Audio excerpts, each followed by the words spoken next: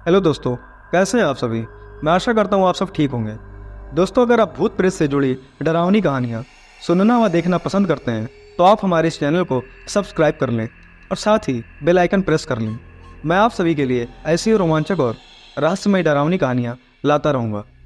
दोस्तों, ये कहानी मेरे दोस्त ने मेरे साथ साझा की है, तो मैं पूरी कहानी उसी के पॉइंट ऑफ व्यू से आपको सुनाता हूँ।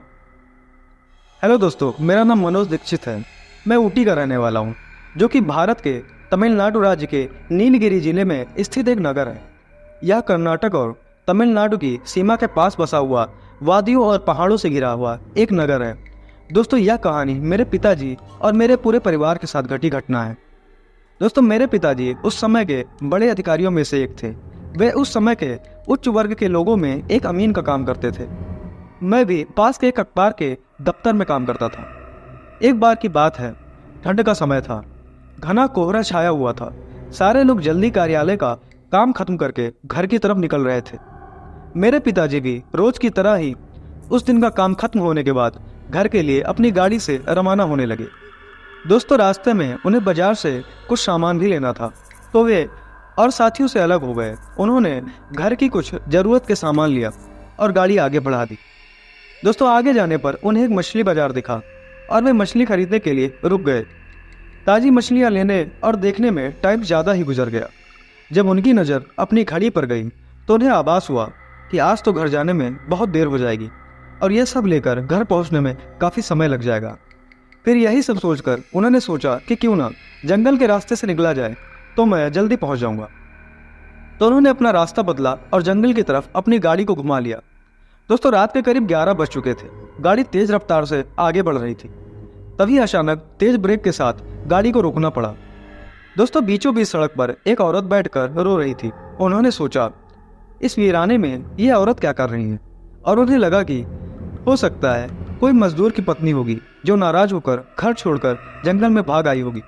तो उन्होंने उससे पूछा कि यहाँ जंगल में तुम क्या कर रही हो, लेकिन उसने कोई जवाब न देकर और जोर जोर से रोने लगी। दोस्तों, सारे जंगल में उसके रोने की सिसकियां गूंज रही थी। फिर पिताजी ने उस औरत से पूछा, तुम्हारा घर कहाँ है, लेकिन वो कुछ भी न बोली। तब पिताजी ने कहा कि आज चलो मेरे घर में रहना, सुबह अपने घर चली जाना।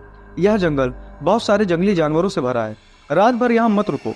चलो आज मेरे घर में सबके लिए खाना बना देना और कल सुबह अपने घर चली जाना। उसने यह सुना तो झट से तैयार हो गई और गाड़ी के पीछे की सीट पर बैठ गई।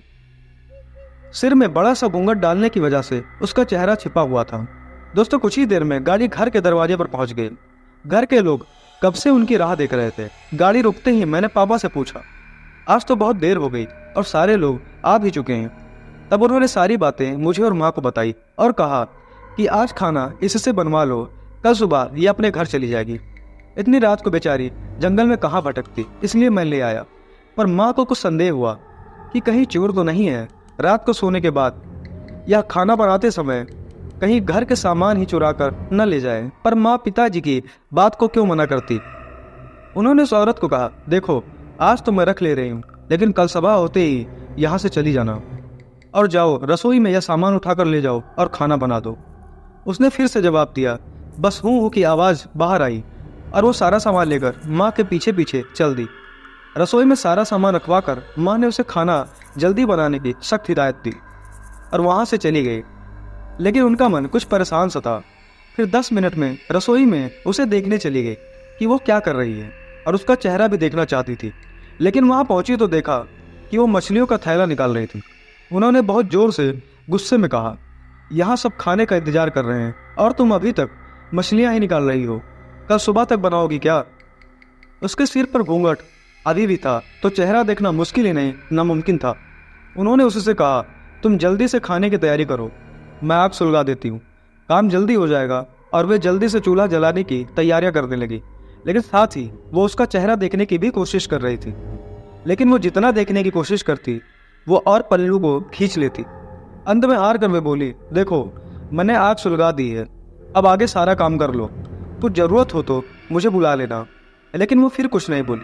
अब उन्हें लगा कि यहाँ से जाने में ही ठीक है, वरना मेरा भी समय खराब होगा और हो सकता है अनजान लोगों से डर रही हो। यह सोचकर माँ ने उससे कहा कि मैं आ रही हूँ, जल्दी से खाना बनाकर रखना, और वहाँ से निकल गई। उनका मन अभी तक परेशान ही था। माँ कभी अपने कमरे, कभी बच्चों के, कभी बाहर सबको देख रही थी, कहीं कुछ अनहोनी ना हो जाए।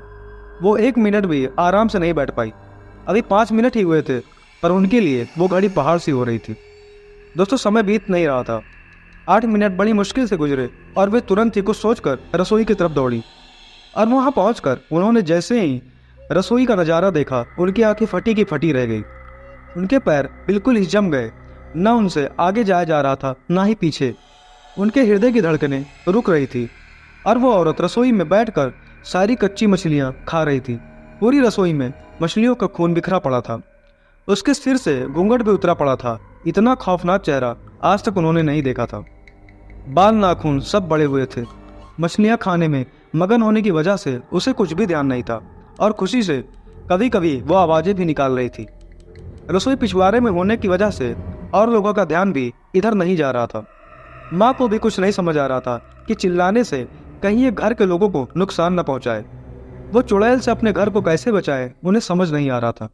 बस भगवान का नाम ही उनके दिमाग में आ रहा था।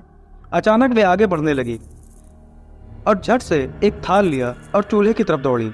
उस चुड़ैल की नज़र भी अब माँ पर पड़ चुकी थी, तो वो भी कुछ सोचकर अपनी जगह से उठी। माँ बिल्कुल भी देर न करते हुए, उन्हें पता था कि आज अगर जरा भी लापरवाही हुई तो अनहोनी हो जाएगी। उस चुड़ैल के कुछ करने से पहले ही उन्हें चूल्हे तक पहुंचना था। और चूल्हे के पास पहुंचकर उन्होंने जलता हुआ कोयला थाल में भर लिया और चुड़ैल की तरफ लेकर जोर से फेंका। आग की जलन की वजह से वो अजीब से डरावनी आवाजें निकालने लगी। अब तो उसकी आवाजें बाहर भी जा रही थी। सारे लोग बाहर से रसोई की तरफ भागे। वो चुड़ैल जोर जोर की आवाजें निकाल रही थी और पूरी रसोई में दौड़ रही थी और माँ को पकड़ना भी चाह रही थी, लेकिन अब सारे लोग रसोई में आ चुके थे। काफी लोगों की भीड़ देखकर वह और भी डर गई थी। उन लोगों की भीड़ से बचते ही वो बाहर जंगल की तरफ भाग गई और सारे लोग ये मंजर देखकर डरे सहमे खड़े रह गए।